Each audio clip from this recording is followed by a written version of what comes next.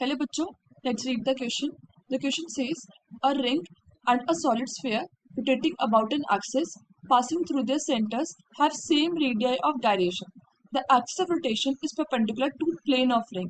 The ratio of radius of ring to that of sphere is root 2 by x. The value of x is.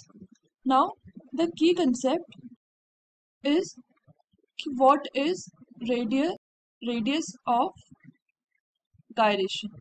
It is the imaginary distance from the centroid at which area of cross section is imagined to be focused at a point in order to obtain same moment of inertia. The relation between moment of inertia and radius of gyration is I equals to mk square. Here k is the radius of gyration and I is the moment of inertia. M is the mass. First पहले ring का देखते हैं. Ring का moment of inertia I is M R one square where R one is the radii of the ring. इसको हम लोग एक और तरीके से लिख सकते हैं which is M K one square. Here K one is the radius of gyration of the ring, यानी कि radius of gyration of the ring is equals to radii of the ring. अब दूसरा केस में solid sphere लेते हैं.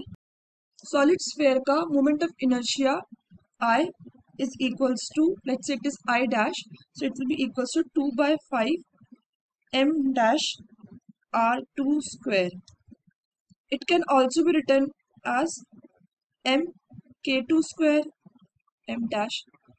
So on comparing it, k2 comes out to be root 2 by 5 r2. Now ring का और solid sphere दोनों का radius of gyration बराबर था. अगर इनके वैल्यूज को भी बराबर कर दे, that is R one will be equals to root 2 by 5 R 2. Hence R one by R 2 comes out to be root 2 by 5. अब अगर इसको रूट 2 बाय एक्स से कंपेयर करें, then x comes out to be 5. Hence the final answer is the value of x is 5. Hope you understood it well. Best of luck.